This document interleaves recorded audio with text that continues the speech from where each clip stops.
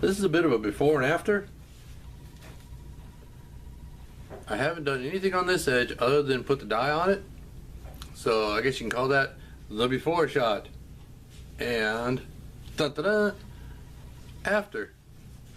That's all burnished and gum tragged. And you can see the way that the burnishing has brought out the dark brown on it. So it's saddle tan and dark brown. Also, I did the inside of the belt slot. So that'll match up nicely. So now, I'm going to go ahead and do this side. Now, in a previous video I said I already sanded these. Well, I sand them on a I guess you call it a horizontal belt sander. I just take it and sand it on that. But sometimes, like right here, this curve was a bit tighter than the end of my belt sander. So I also have a sanding drum chucked up into my drill press, and I just sand that around there too.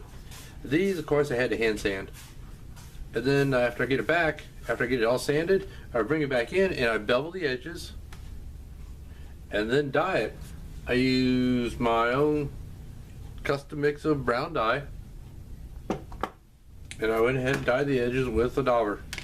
So now we're going to go ahead and burnish this. First thing I do is I take a damp sponge and I'll wet it. And the thing is, I don't really want to wet my edges until they're good and dry, which sounds kind of silly. And I know that there's other people out there that burnish their edges while they're damp with dye.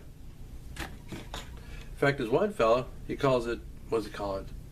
I think he calls it wet dye damping, or wet dye burnishing, or something like that. But he uses canvas, and he gets a really good result from that. So anyway, you wet it. Then I just take my burnisher. It's just a piece of it's a hardwood burnisher. I got it from Tandy, and you just burnish the edges with it.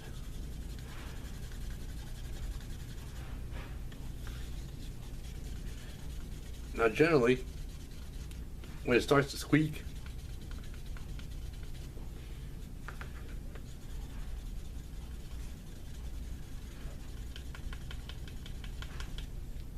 is where you're starting to get your burnish.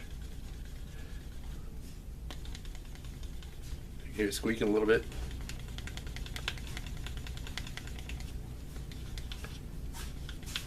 And just that quick, I've already got a wet burnish on that one section. Now I'm going to go ahead and work on the rest of this edge doing the same thing, and then when we come back, we'll do the next step with the gum tragacanth. Okay, that's the wet burnish done then. Now that's just done with water. And the next step is to use my gum trag.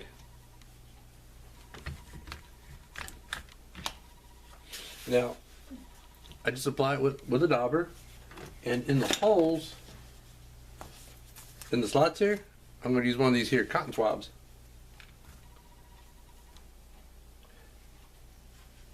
It doesn't take much. You don't need to put gobs and gobs of this stuff on it. Just get a nice coat on the edge.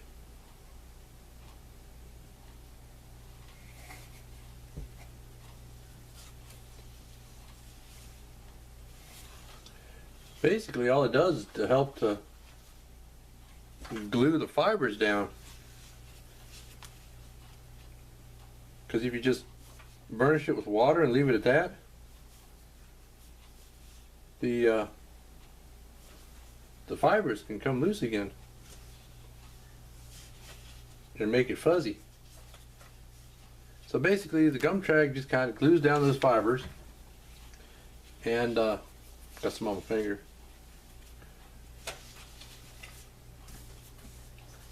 And then you can burnish more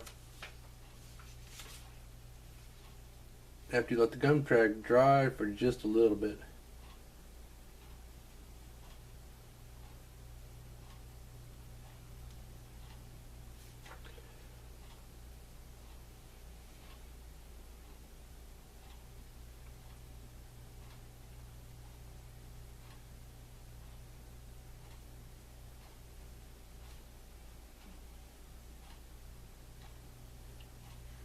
And I always tell people to make sure that you finish the inside of the belt slots, because that'll make for a, it'll give it a more finished look. I think burnishing is just as important as everything else. Now I'm going to give that a few minutes to dry, and then I'm just going to go burnish that some more, and we'll be back to see how it looks. Burnish my gum trag a bit there. Let's give it a little bit of time to dry, but not dry completely. You want to get to it while it's still a little juicy, but that lets it absorb into the fibers, and then you burnish it all over again. Now there's gum trag detractors, and there's actually pretty good reason for that. While you can get a pretty good burnish with gum trag can't, it's not good for a top coat. It won't stay that way without some kind of a top coat sealant protector. And you can see that right on this top part here. This piece here is starting to turn fuzzy. So after I get this stitched up and molded, I'm going to have to go through and re-burnish all these edges, which I do that anyway. But and then I burnish them again before I put my final top coat on, and that's tan coat. The tan coat keeps the edges looking nice. I think I showed you my holster. That's how I did it on this holster, and these edges have been looking good for years. But that's the thing about gum trag. It'll give you a nice burnish initially, but with use and with time, even without that much use, they'll start going fuzzy on you. Unless you put some kind of a top coat. Okay, well, right now I'm at a stopping point. Next up I'm going to do some stitching, and then the molding, and then re-burnishing, etc., etc. But I got to stop for a little while because my Italian wife just told me she's hungry. Angry. So, hangry. Uh-oh, she's getting hangry. That's angry hungry. So, we're going to have to go do something about that. And we'll be back to get this thing stitched up.